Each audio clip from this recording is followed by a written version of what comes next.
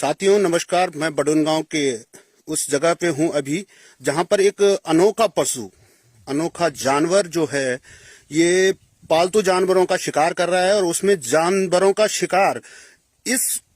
उससे कर रहा है कि जो हमारे पुराने पैतृक छानियां होती थी उनको ऊपर से खोद के और वो हमारे जो बैल होते हैं उनको खा रहा है और बहुत ही अनोखे तरीके से खा रहा है। और मैं आपको दिखाना चाह रहा हूं अभी कि ये एक तरफ से उस जानवर ने इस मकान को खोदा है, फिर दूसरी तरफ दूसरी साइड जिस प्रकार के हमारे पहाड़ी नुमा मकान होते हैं उसमें छत दोनों तरफ ढालदार होती है, तो उसमें दोनों तरफ से वो जानवर पहले खोद रहा है, फिर बैल पे ज्यादा वो कर रहा है, अटैक कर रहा है। इस तरह से यहाँ पे बडोनगांव में ही कम से कम 2 से 3 बैलों पर वो अटैक कर चुका है और जिसमें कि 2 बैलों की मौत हो चुकी है और एक बैल बहुत ही घायल अवस्था में है। मैं उस बैल को भी दिखाऊंगा आपको। और ये मैं जो दिखाना चाह रहा हूँ उसका आने के बाद, जब बैल पे अटैक करने के बाद जब ऊपर आ रहे हैं, वो जानवर ऊपर आ रहा था, ये उसके हाथों की निशान है। मैं आपको ये सीधी तस्वीरें ग्राउंड जीरो से दिखा रहा हूँ और मेरा मकसद है इसको आप तक पहुंचाने का कि ताकि इस अनोखे जानवर को हम इस पर कैसे काबू पाएं। और यहाँ पूरे क्षेत्र में दहशत का माहौल है। वन विभाग की टीम भी लगातार अपने जितने भी उनके वो होते हैं इंस्ट्रूमेंट होते हैं, जितने भी उनके होते हैं, सीसीटीवी कैमरे हो या किसी भी प्रकार की हो, पूरी सहायता कर रहे हैं, परंतु अभी तक उस जानवर का कोई पता नहीं लग पा रहा है। एक मकान तो मैंने ये दिखा रहा हूं, अब दूसरी साइड में दूसरा मकान आपको दिखाना चाहूंगा कि जो अभी हाल ही में मनरेगा के अंतर्गत बनाया गया था और काफी, ये तो कच्चे मकान है परंतु वो काफी इंतजामों के साथ चद्दर और एंगल के साथ बनाया गया था, पर उस पे भी वह जानवर उसे भी नहीं बख्श रहा है, जो कि जिससे कि क्षेत्र में बहुत ही दहशत का माहौल है और लोग अपने पशुओं के प्रति बहुत ही गंभीर है। साथियों मैं दिखाना चाहूंगा आपको कि ये इस प्रकार का मनरेगा के अंतर्गत आजकल गौशालाएं बनाई गई थी सभी लोगों के लिए जिनकी पात्रता थी, जो घर में रहकर इस पलायन के दौर में अपना गुजर बसर करने के लिए बैल या भैंस जिनका वो कर रहे थे, पालन पोषण कर रहे थे और अपनी आजीविका चलाने के लिए मनरेगा द्वारा ये बनाया गया था, परंतु इसे भी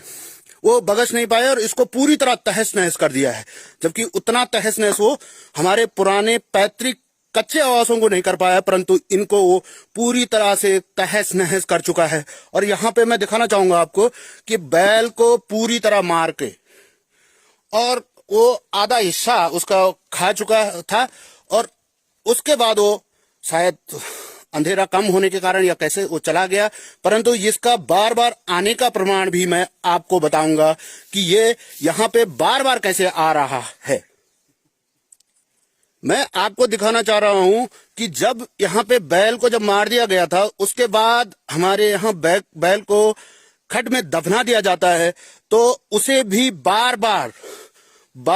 उस खड्डे को खोद के बार बार उसको उधेड़ने का प्रयास कर रहा है, उसे खाने का प्रयास कर रहा है। जबकि उसे दफना दिया गया था उसके बाद भी वह जानवर इसे बार बार खोद रहा है और इसकी वो कर रहा है। तो इससे देखा जा सकता है कि वो जानवर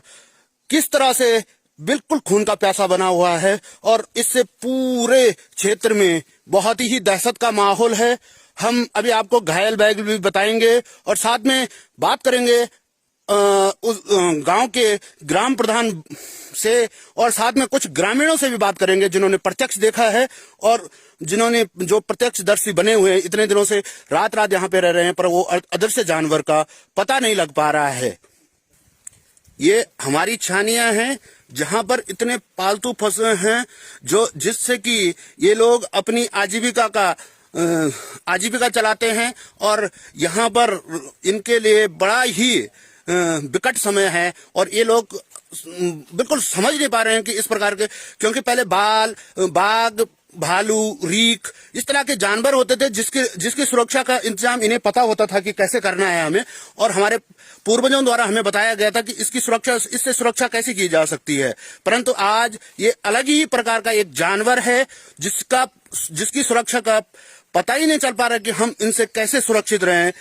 तो इसलिए मैं अब आपको दिखाना चाहता हूं कि आगे जो हमारा जो बैल है यहाँ पे, उसको किस तरह से घायल किया गया है। आज काफी दिनों बाद आया हूं यहाँ पे, परंतु उसकी घायल अवस्था देखिए, जो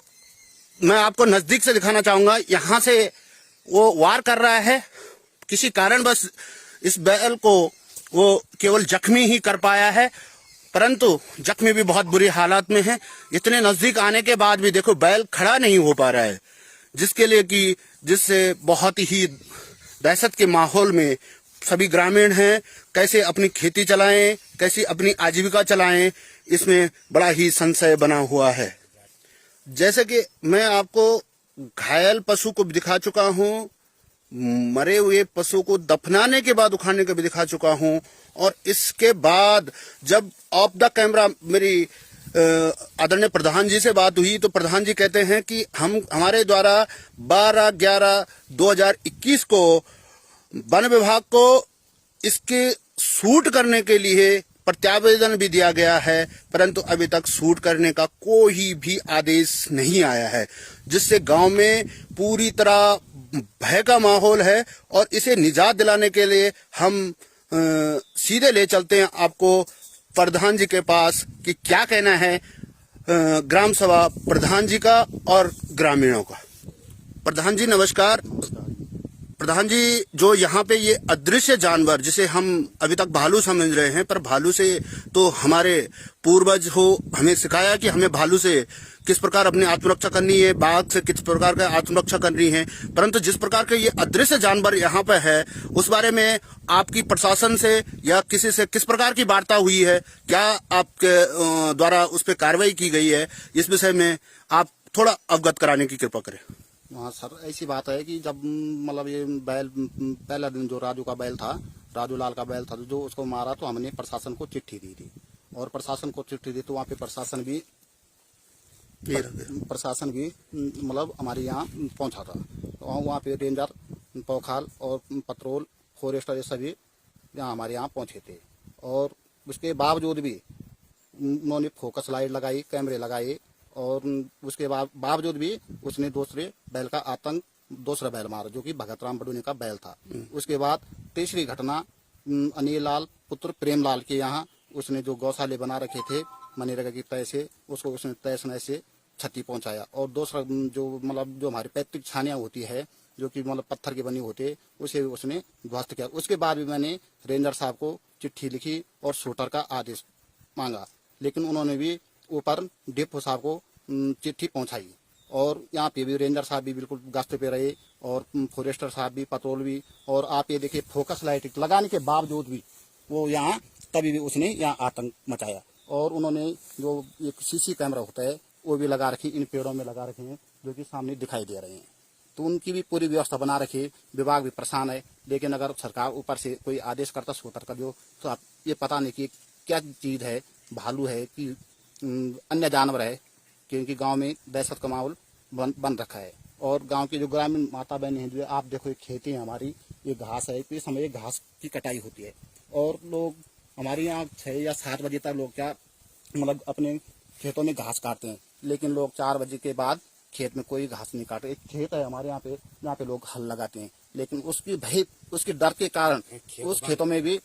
लोग हल लगाने से 2-2:30 बजे के बाद खेतों में नहीं जा रही हैं। तो हमारी ये प्रशासन से रिक्वेस्ट है कि अगर ये आदमखोर जो भी है, तो इसका पता करके इसको शूटर किया जाए। प्रधान जी के बाद हमारे साथ एक ग्रामीण हैं जो कि जयलाल जी हैं, हम उनसे भी इस विषय में जानना चाहेंगे कि उनका क्या मानना है और किस प्रकार का यहाँ पे ये भय बना हुआ है। जयलाल जी, और मैं चबू आपका बात क्या बोल सकता हूँ, वो बेचारा गरीब आदमी है, अतः गरीब आदमी को बाल चले आए बेचारे अपने पालन पोलन से हल पर अपने बच्चों को पाल छे और अपने बच्चों के पालन पोलन पूरे कर बेचारो पोषी पूरे करने वाला आदमी छे। अब बलता बाल चोचा को बाल बेचारों को वह खाई ये भालू ने खाई ये बाघ ने खाई कोई पता नहीं लगू जब नजरे मानी पड़ी तो मैं ये तरह की चाहूँ कि भगवान दया से वो बेचारो गरीब आदमी कै वो सब बच्चों को पालन पूरा कर सको। तो आप लोग को इन चीज के बारे में आप थोड़ा सा सोचना चाहें दो इन चीज के बारे में आप थोड़ा सोचना पड़ा लो। देखो ये गौशाला बनाए हमारे प्रधान जी ने